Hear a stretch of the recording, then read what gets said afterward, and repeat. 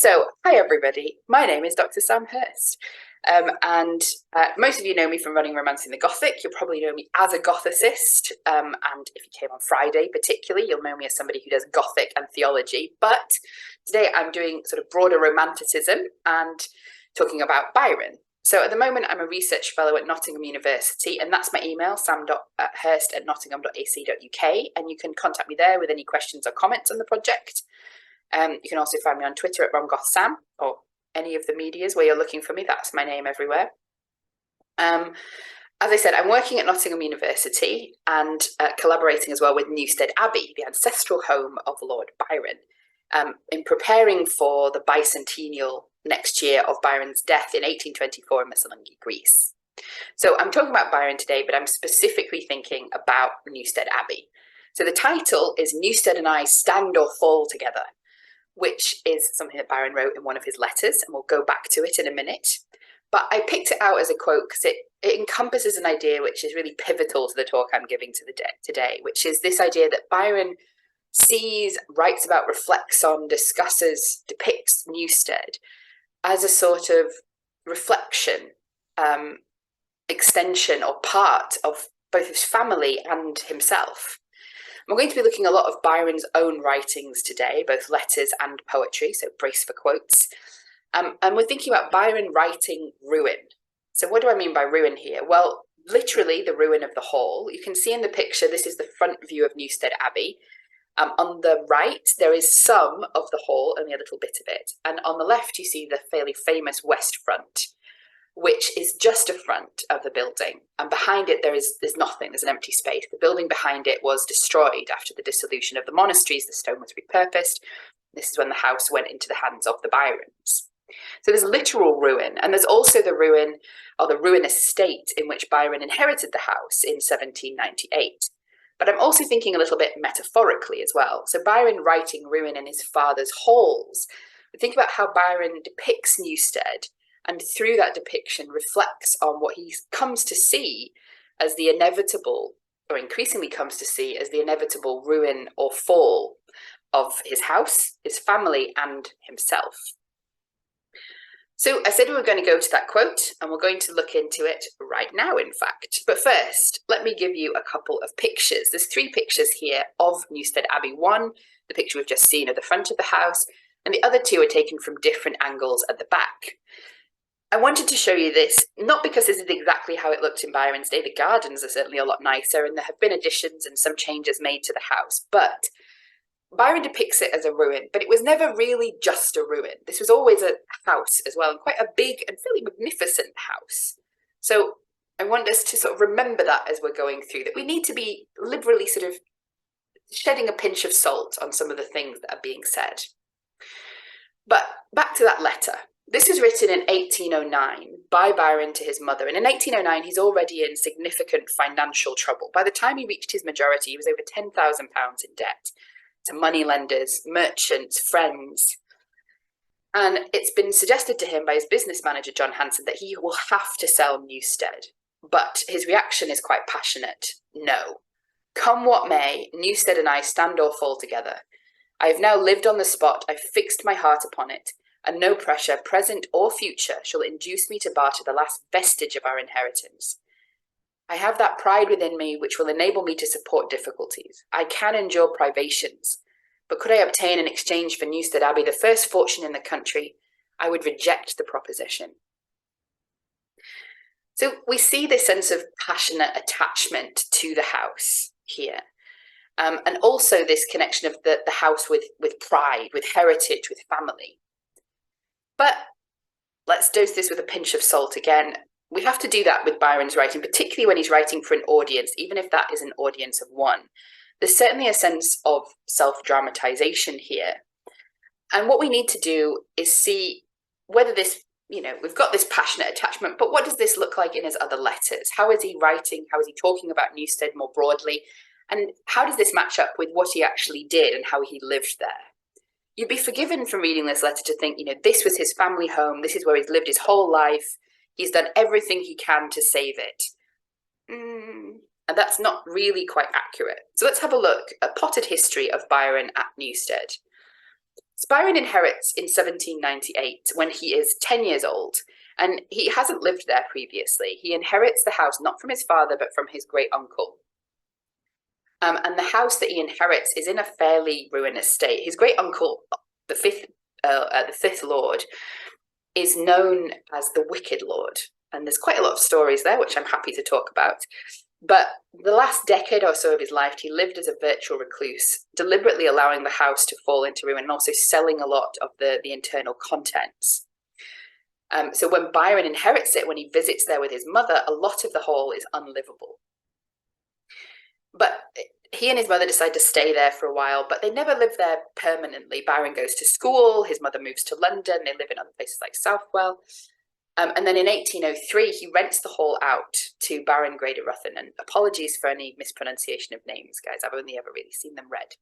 I've only ever read them. So he lends the hall for the princely sum of £50 a year, which when you see the whole size of the hall, which we're about to, well, we will in a couple of slides, so that's quite a decent rent, and it points to the ruinous state in which it was found. So even though the house is rented out, Byron does spend some time there in 1803. He stays at the Gatehouse with Owen Mealy, and this is when he falls in love with Mary Chaworth. It's his first great love, not his first love, but one of his first great loves, and who he talks about sort of throughout his life. He also stayed with Lord Ruthven for a while, but there was some break, and then he didn't speak to him again. He left and didn't speak to him again. And it's been speculated by historians and critics that this was probably either a sexual advance or a sexual assault that occurred. When the lease runs out for the Baron, Byron takes up residence and repairs at Newstead. So he lives there for a while. He's never in constant residence, and he often has his friends there, people like John Cam Hobhouse, Francis Hodgson, Matthew Skinner, Charles Skinner Matthews, Scope Davis, and people that you might know of from the Regency period more broadly, like Gentleman Jackson, the pugilist. And we'll see a little bit of the raucous living that sometimes occurs during his stays there. But as I said, he doesn't stay there permanently. By 1809, he's already off. He's in his travels, and he stays away for 2 years.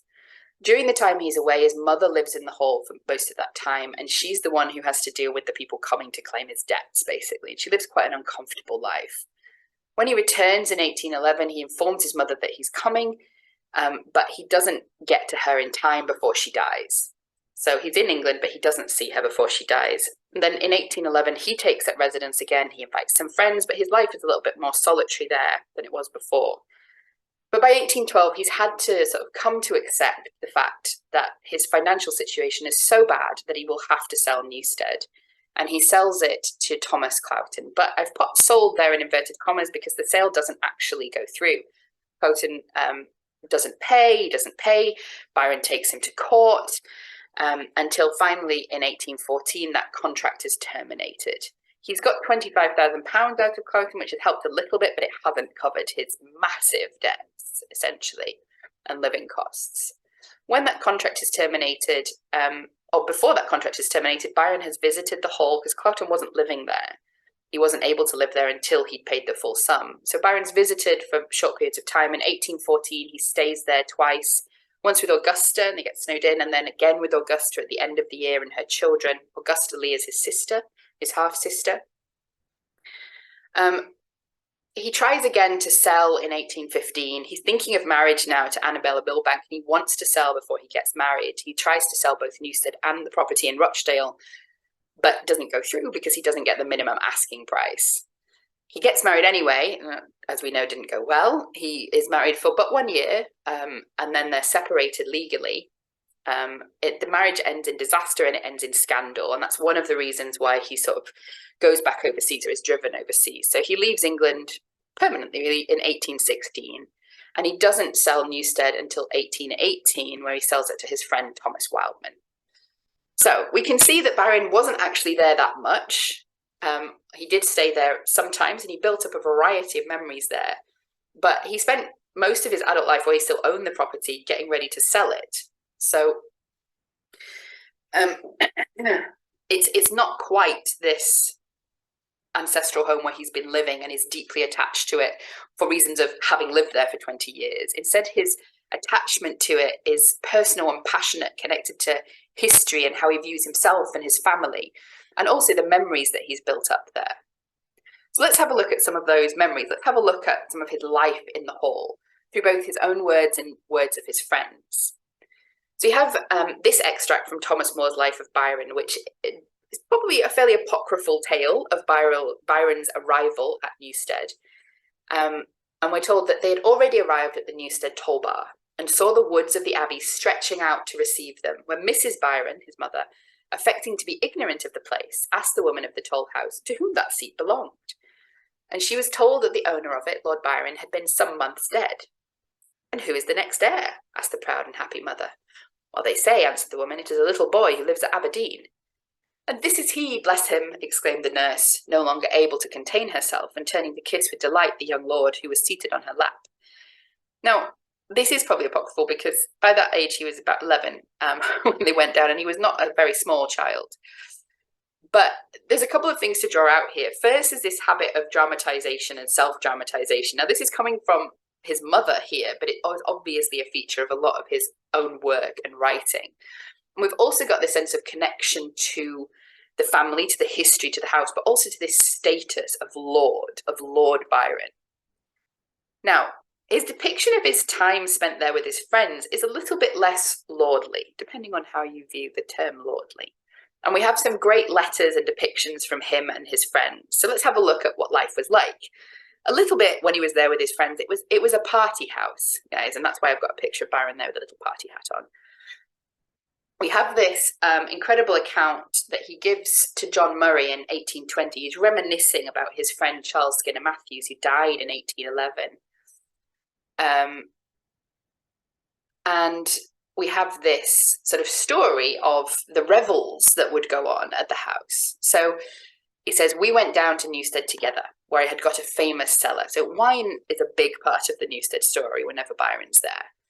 And monk's dresses from a masquerade warehouse. We were a company of some 7 or 8, with an occasional neighbour or so for visitors, and used to sit up late in our friar's dresses, drinking burgundy, claret, champagne and whatnot, out of the skull cup. More on that later. And all sorts of glasses, and buffooning all around the house in our conventual garments. Matthews always denominated me the abbot, and never called me by any other name in his good humours to the day of his death. The harmony of these, our symposia, though, was somewhat interrupted. So he gives this general idea of the life in the hall, of kind of rebel and raucous drinking. But then there's this quite funny incident where a few days after our assembling, by Matthews, everything was disrupted by Matthews threatening to throw Hobhouse out of a window. So these were two firm friends, eventually anyway.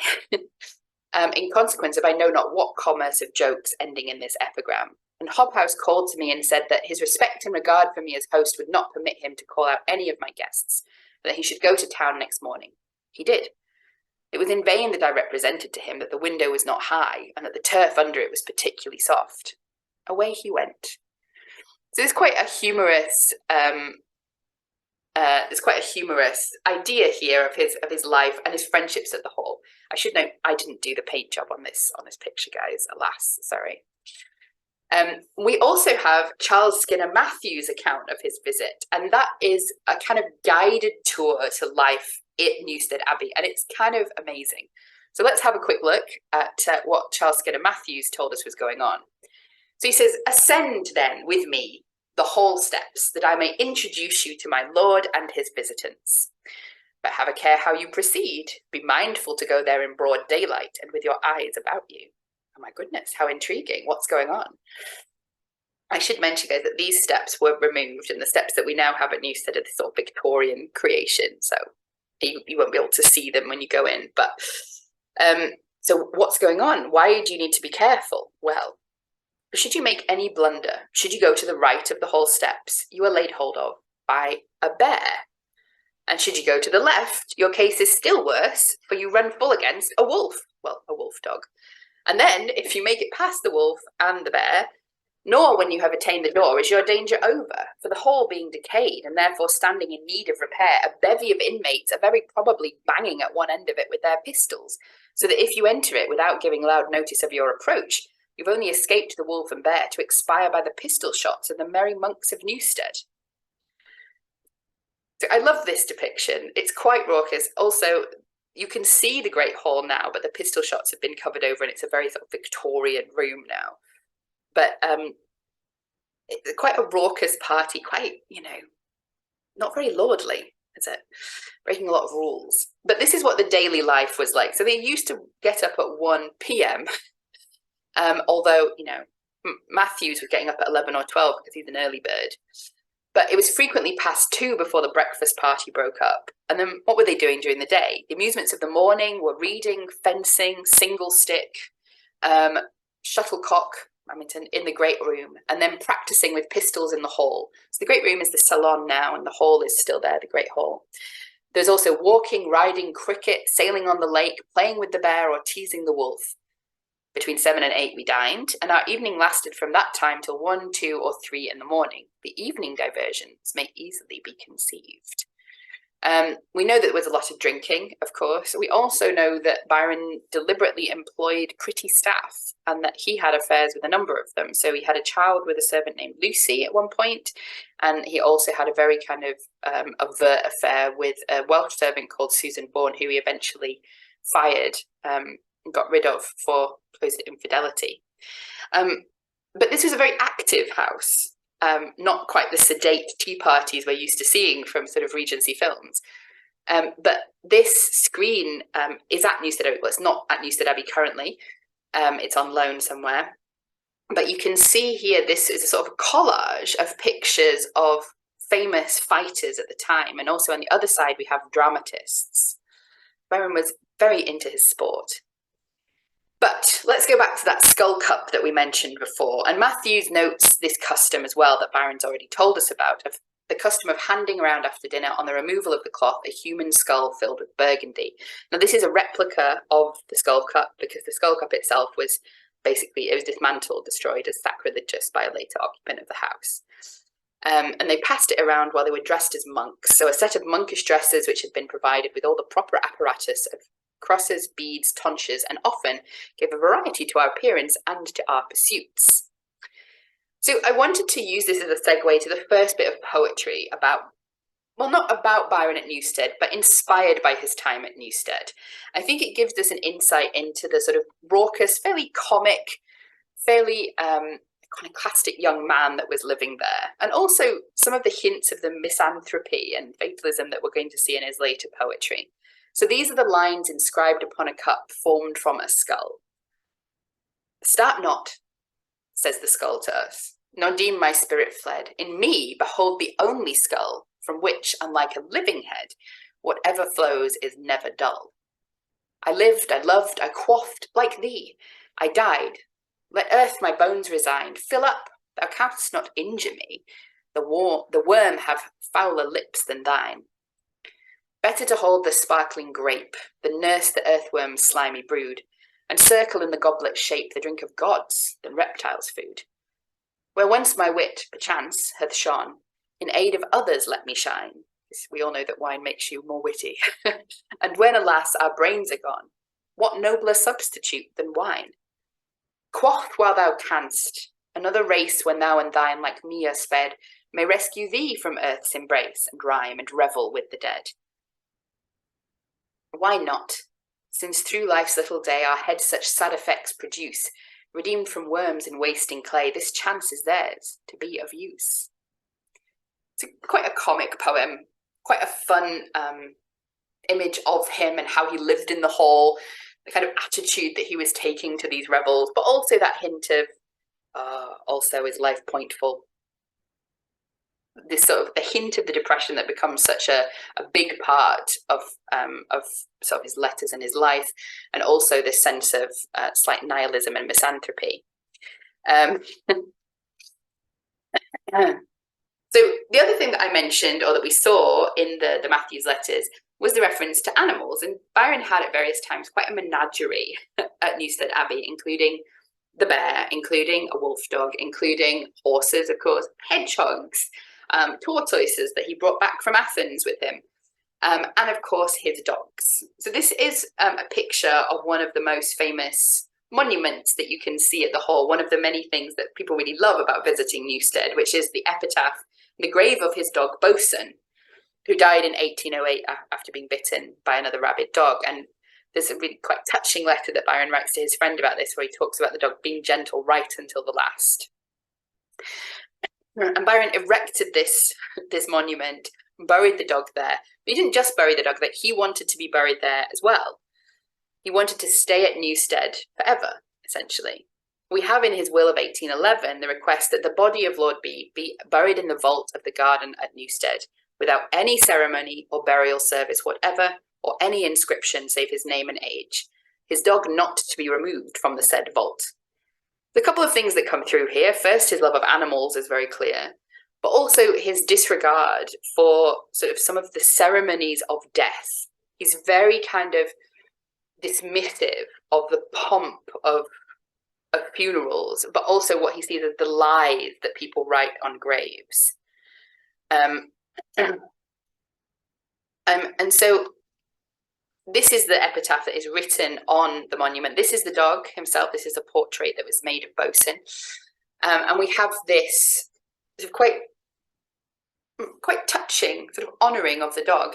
Near this spot are deposited the remains of one who possessed beauty without vanity, strength without insolence, courage without ferocity, and all the virtues of man without his vices. This praise, which would be unmeaning flattery if inscribed over human ashes, is but a just tribute to the memory of Bosun, a dog.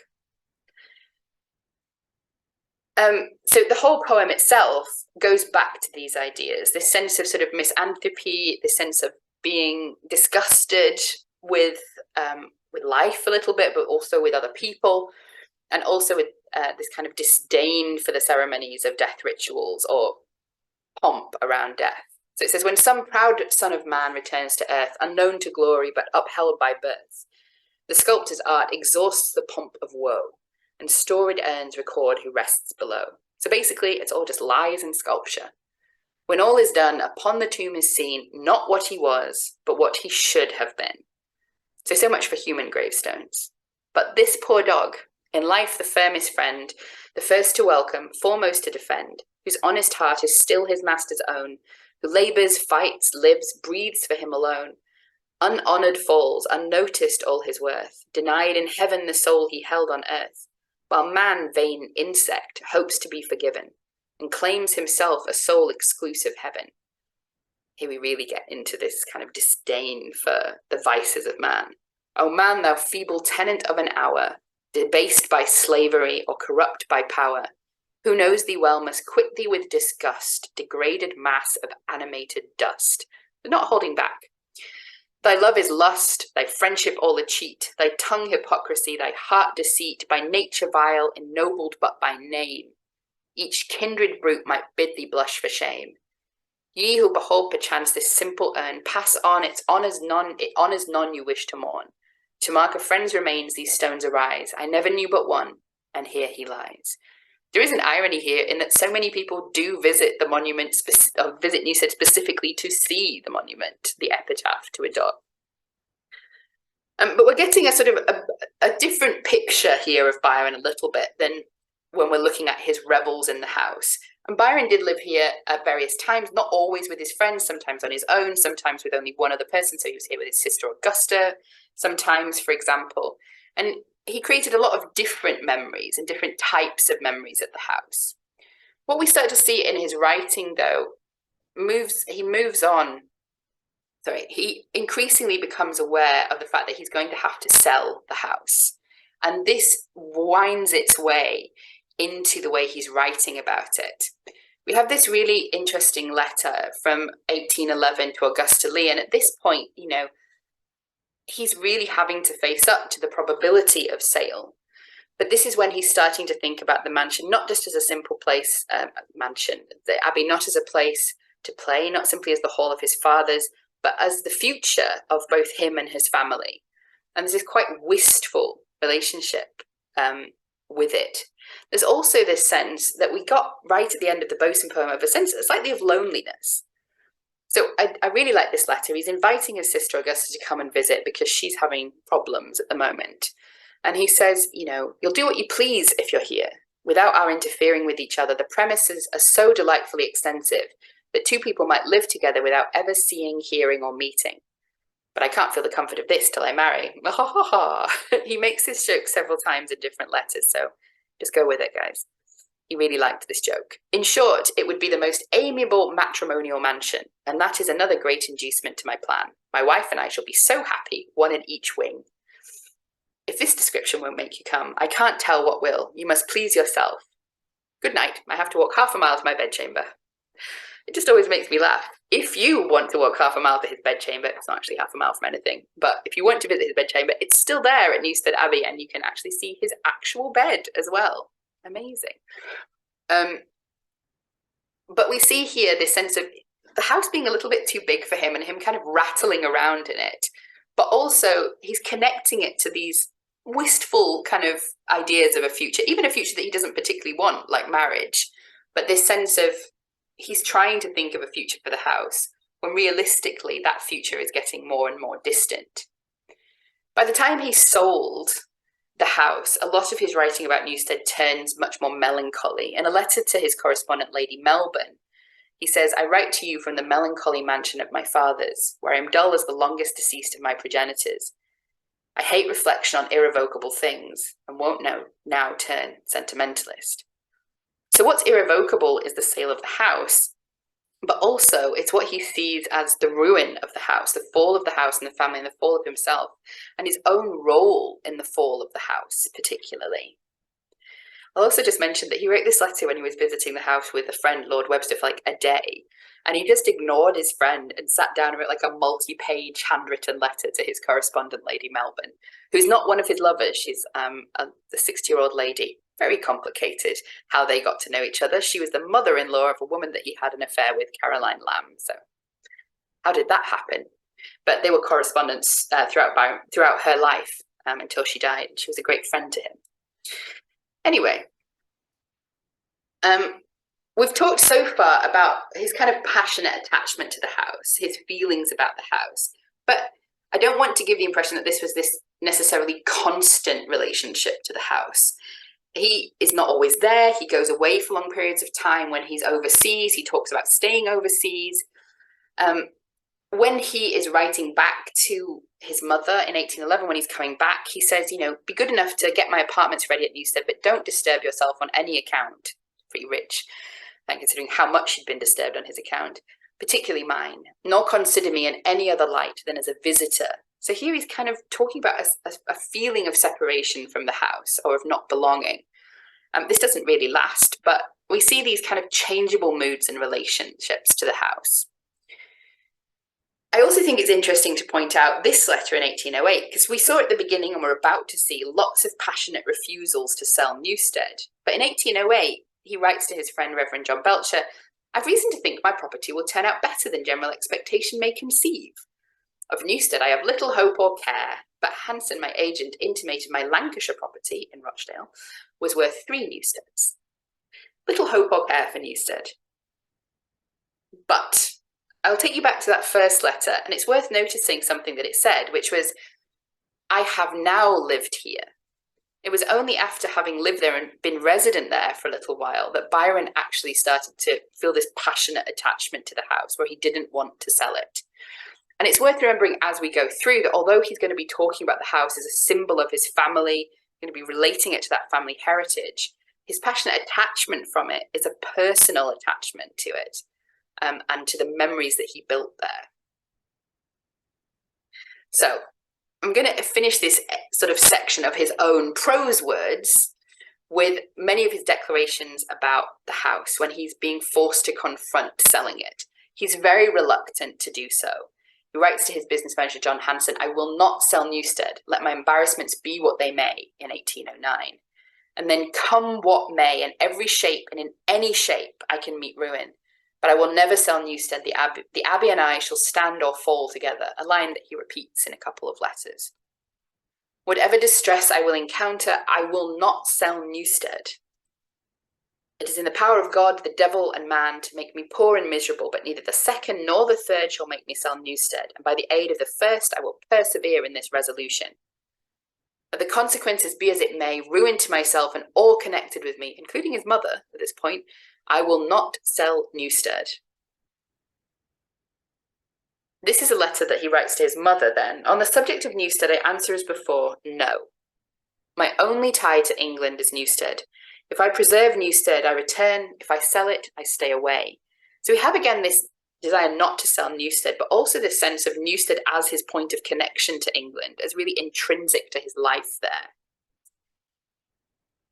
But there's also a note in this 1811, he's thinking about staying away. He's thinking about the possibility of having to stay away, and this isn't the first time. We have this letter in 1809 to John Hanson. If nothing remains, sorry as I should be and much as I should regret it, Newstead must go. So we know that he's seriously thinking about selling it from 1809. Of all of these passionate declamations, what are they worth? He certainly had a passionate feeling about the whole. But all of these declarations that he can go through ruin, he can go through penury, he can cut back, are not really what we're seeing in his actions. He continues to rack up debt. He continues to spend hand over fist, take out loans from both moneylenders and friends getting loans from moneylenders on security for him, etc. And so there is a sense later that he acknowledges his own role in the inability to kind of recuperate or keep Newstead or return it from ruin. So let's have a look then at Newstead in verse and how he negotiates the depiction of Newstead in his poetry. Because he writes quite a lot of verse about Newstead, which encompasses a lot of the feelings we've already seen in his prose fiction, but goes a little bit further, gets a little bit more symbolic and allegorical, a little bit more metaphorical, more subtextual. Any more adjectives I can fit in there? I don't know. So two of the first poems are On Leaving Newstead Abbey and Elegy on Newstead Abbey, which both appeared in his first publication, Hours of Idleness, which I've pictured there. He also wrote about the same time the Adieu and To an Oak at Newstead, but these weren't published at the time. They were published posthumously, I think, in both cases. We've also got, of course, the inscription on the monument of a Newfoundland dog from 1808. Then when he's coming to terms with the necessary sale of his house, we have Newstead Abbey in 1811, quite a short poem and one that's harder to find because it was published posthumously in the Memoirs of a Friend. We have mention of it in Childe Harold's Pilgrimage in 1812, which is the work, of course, that kind of drove him to fame overnight and is a sort of semi-autobiographical book. So there's a reference to Newstead in there. We have the Epistle to Augusta from 1816, quite a nostalgic memoir poem. And then we've also got in his last work, which remains unfinished, Don Juan or Don Juan, in cantos 13 and 16, there are numerous references to Newstead Abbey. So we're going to go through them. We're going to trace some patterns in what we're seeing in these poems, because there is a sort of movement from the beginning to end. We're going to see a movement from hope and the possibility of Newstead recuperating from its ruin to a sense of its inevitable ruin and his own role in it. We're also going to see him navigating kind of his relationship to Newstead. At the beginning, he reads himself as part of Newstead's history. We're going to see how that changes slowly, increasingly, so that he's reading Newstead as part of his history.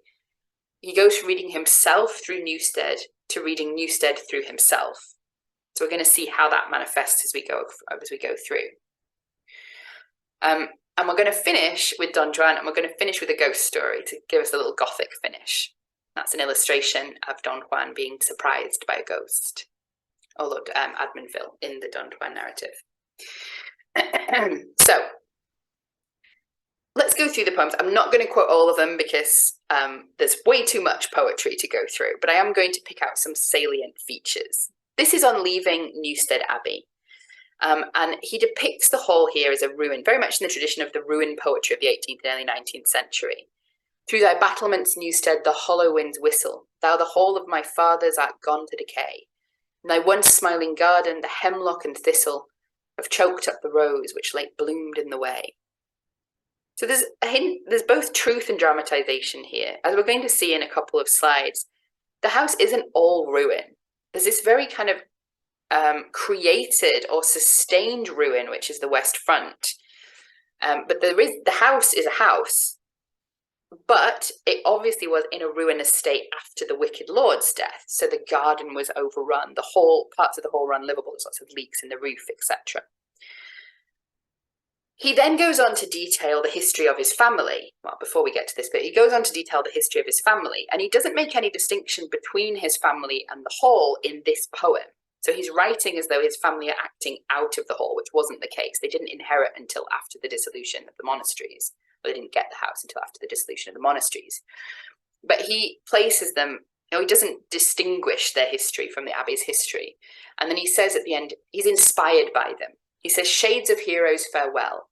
Your descendant, departing from the seat of his ancestors, bids you adieu." And this isn't a permanent departure. This is him going to school, basically.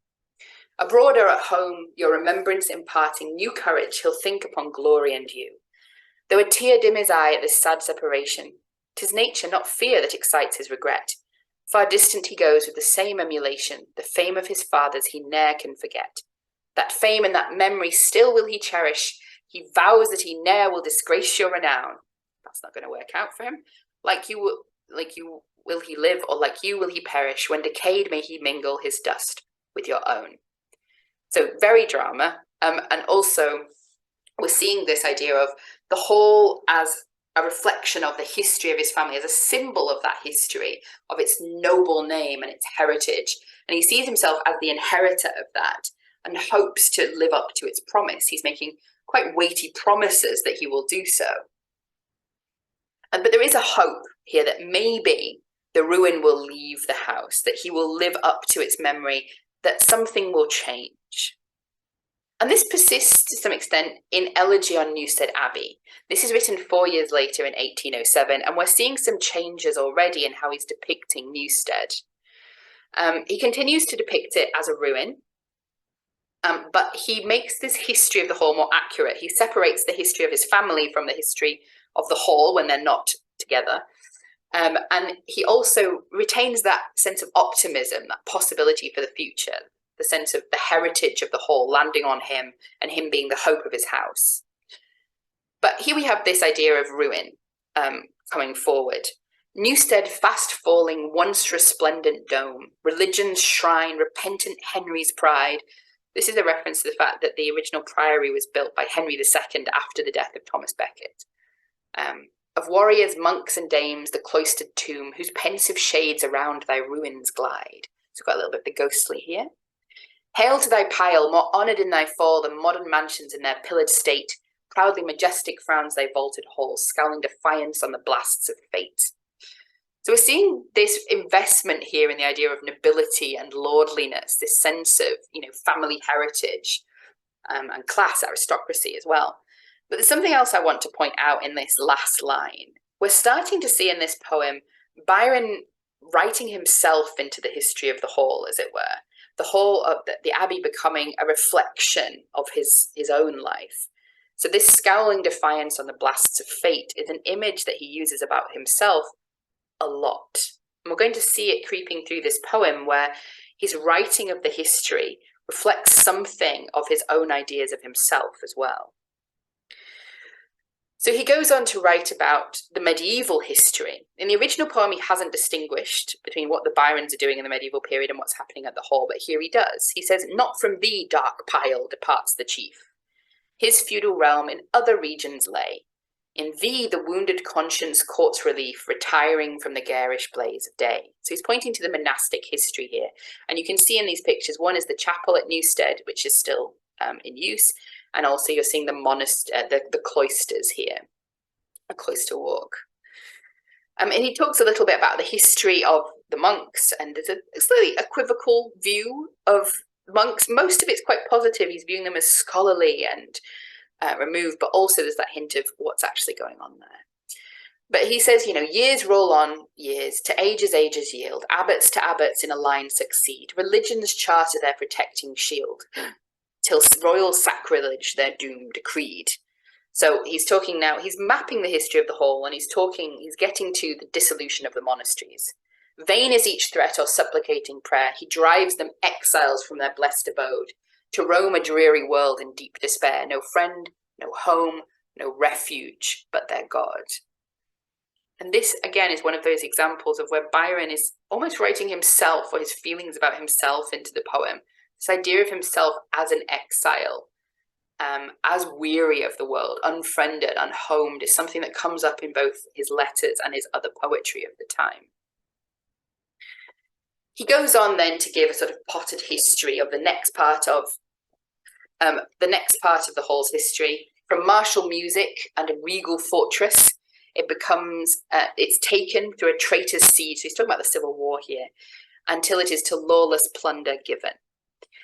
So in this period, he views it as a distinctly Gothic hall, and his depiction is very in keeping with some of the sort of graveyard poetry, some of the poetry to fear in the 18th century.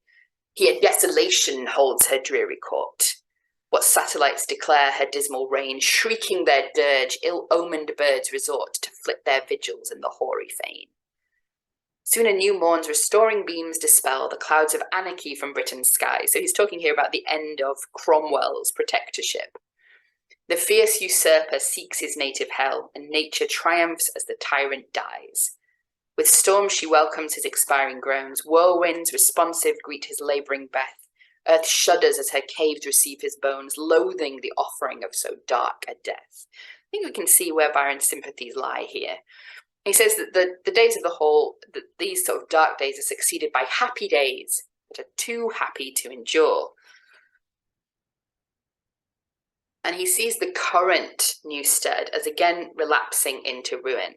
But I've put a picture of Newstead up here so that you can get an idea of what it actually looks like. We've seen the west front a lot, we've seen fragments, but you can see how the west front is a preserved ruin, essentially, and the rest of the house is actually quite massive and quite, quite impressive as a house.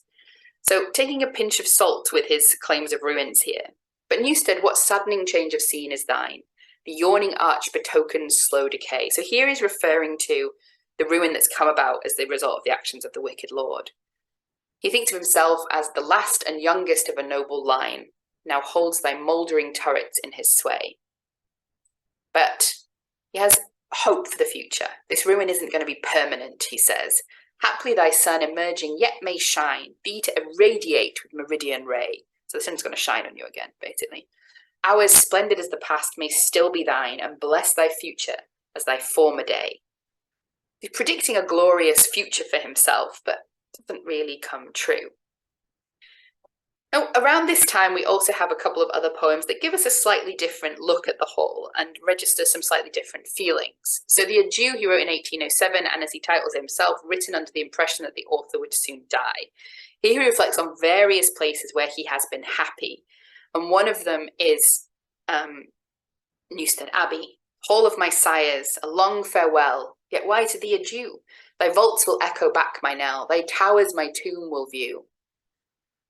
So he sees himself as, he's predicting his own death here, so he's not predicting that optimistic future for the hall because he thinks he's dying, but he views his future as still entwined with Newstead, that he will be buried there, that the house may fall, or the end of the line may come, but it will come together with his burial there. He goes on to say, the faltering tongue which sung thy fall and former glories of the hall forgets its wonted simple note, but yet the lyre retains the strings, and sometimes on Aeolian wings in dying strains may float. So he's saying here that, he is predicting the fall of the hall with his own death, but he's always talked about its former glories, and he will continue to do so until his death, is essentially what's going on here. I thought I'd pop in a note that he wasn't buried at Newstead after all, because he sold it. He's actually buried at Hucknall Tochard, and this is a picture of his tomb as it was dug up in the 1930s. So that's a little Baronly coronet there. Another poem from the same time, which renders this introduces this same sense of melancholy and ruin a little bit, is To an Oak at Newstead, although this finishes with more hope because he doesn't think he's dying when he writes it. So in 1798, when he came to the house, he planted an oak tree that he let grow, but when it was rented out by Lord Ruthven, he basically let it go into a decline. It was surrounded by weeds, it was dying, and when Byron visits, he's really quite distraught about that. Young oak, when I planted thee deep in the ground, I hoped that thy days would be longer than mine, that thy dark waving branches would flourish around, and ivy thy trunk with its mantle entwine. The house here is both, the tree here is both itself and a symbol of the house. He's hoping for its continuance, for its renewal. Such was my hope when in infancy's years on the land of my fathers I reared thee with pride. They are past, and I water thy stem with my tears. Thy decay not the weeds that surround thee can hide. So there's this sense of the decay of the tree, but also the decay of the house is being echoed here as well, this fear of the decay of the house. But again, he ends with that optimism, although it's rooted in melancholy. For centuries still may thy boughs lightly wave, or the course of thy Lord in thy canopy laid. I mean, not very hopeful about himself. He's definitely thinking he's going to die someday. But while the branches thus gratefully shelter his grave, the chief who survives may recline in thy shade. So he's imagining the future of the whole continuing, his family continuing, his progeny continuing there by 1807. Now, by 1811, it's quite a different story in his life. 1811, he's coming to the realization that he has to sell, and he's also starting to see himself as somewhat guilty of it. And we're seeing this move increasingly to him reading the whole as part of his story, as well as reading himself as part of the whole story. See, he sees himself as the ruin of the whole, but the whole is also becoming a symbol of his own fall. His own inability to live up to the desires he had for himself as a youth. And this is the full poem of Newstead Abbey. And it's quite dark. I think it's worth reading in full. I hope that you enjoy it with me. But it gives this sense of decline and despair. In the dome of my sires, as the clear moonbeam falls, through the silence and shade o'er its desolate walls, it shines from afar like the glories of old. It gilds, but it warms not. 'Tis dazzling, but cold. Let the sunbeam be bright for the younger of days. 'Tis the light that should shine on a race that decays. When the stars are on high and the dew's on the ground, and the long shadows linger the ruin around. Here, this idea of the race that decays here. It's not just the house that's falling, it's the race, it's the family. The step that o'er-echoes the grey floor of stone falls sullenly now, for 'tis only my own. And sunk are the voices that sounded in mirth, and empty the goblet, and dreary the hearth. And vain was each effort to raise and recall the brightness of old to illumine our hall. And vain was the hope to avert our decline, and the fate of my fathers had faded to mine. Theirs was the wealth and the fullness of fame, and mine to inherit too haughty a name. And theirs were the times and the triumphs of yore, and mine to regret, but renew them no more. And ruin is fixed on my tower and my wall, too hoary to fade and too massy to fall. It tells not of times or the tempest's decay, but the wreck of the line that have held it in sway. So there's this sense of loneliness and isolation. It's come down to him, and he has failed the whole. He says that each effort was made to raise and recall it, but as we've already discussed, that's not entirely accurate. He did want to save it. He did try and sell Rochdale instead, but he never managed to cut back on his own spending. He views himself as a disappointment to the house, to himself, and to his family, or his family's name. And the ruin of the house isn't so much the ruin of the building, he's saying in that last two lines. It's the ruin of the family. It's the ruin of the house in the metaphorical sense. After this, we only get fragments. We don't get a full poem dedicated to Newstead again. Childe Harold Pilgrimage is that sort of semi-autobiographical work, and we see again this sense of his own implication in the ruin of the hall, the ruin of the house. The child, the Byron stand-in, departed from his father's hall. It was a vast and venerable pile, so old it seemed only not to fall, yet strength was pillared in each massy aisle. Again, he's depicting it as more of a ruin than it was, but we'll let him have it. Monastic dome condemned to uses vile, where superstition once had made her den, now Paphian girls were known to sing and smile, and monks might deem their time was come again, if ancient tales say true, nor wrong these holy men. He's saying, the house has been desecrated. Superstition had it as its den, but now it's been condemned to uses vile. It's being full of women and sex and raucous parties, basically. But then he gets a little dig in at the monks as well and says, just like the monks did, maybe, if history tells it right. But you can see this sort of sense of self-condemnation coming through in his depiction of the hall. Later on, this is written, the Epistle to Augusta, in 1816. This is by the time he's left England. And there is a sense of resignation and nostalgia that we see in the later poetry. He writes to Augusta saying that he'd seen a lake that reminded him of the lake at Newstead. I did remind thee of our own dear lake, but by the old hall, which may be mine no more. A sense of trying to get rid of the responsibility for it, but this turned to a mournful sense of the hall. Leman's is fair, but think not I forsake the sweet remembrance of a dearer shore. Sad havoc time must with my memory make, ere that or thou can fade these eyes before. Thou, like all things which I have loved, they are resigned for ever, or divided far. So I formatted that a bit wrong, sorry guys. But they are resigned forever or divided far. So it's this sense of nostalgia and sorrow and melancholy attached to the house. The house has now become simply part of his story, one of his memories of a life that he in part regrets, or certainly its consequences. But Newstead remains for him this sort of central sweet memory, something that he has with him until the end of his life, as we're going to see in Don Juan. So I'm going to bring us to a close with this brief analysis.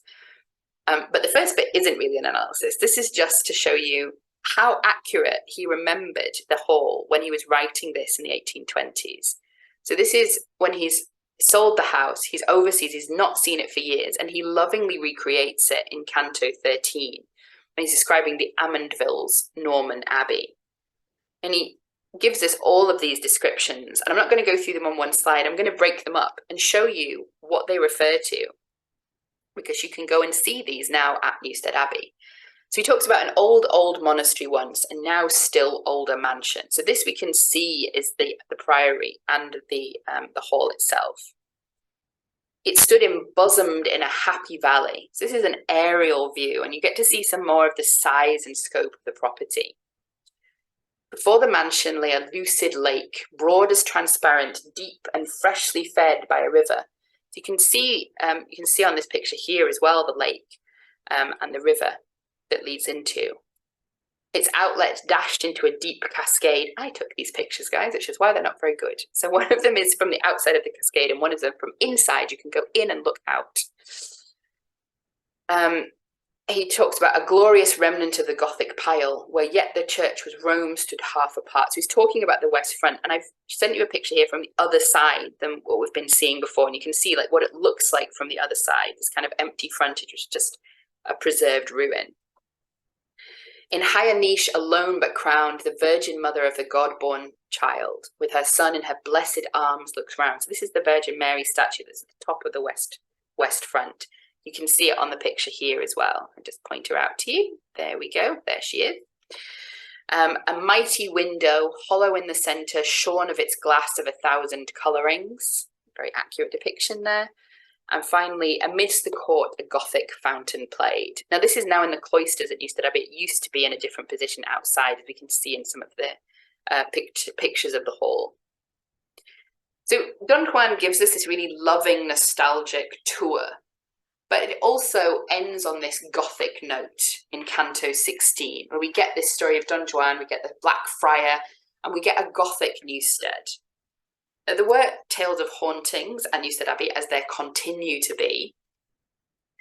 And this is the story of the Black Friar that is told by one of the people at this sort of breakfast, I think it's a breakfast party when this story is sung or told. Beware, beware of the Black Friar, who sitteth by Norman stone, for he mutters his prayer in the midnight air, and his mass of the days that are gone. When the Lord of the Hill, Amundeville, made Norman church his prey, and expelled the friars, one friar still would not be driven away. So Amundeville is the name of the fictional family here, but we can also read this potentially as replaceable with the Byron family. And there's this sense of dissolution of the monasteries as this act of violence, which necessitates revenge.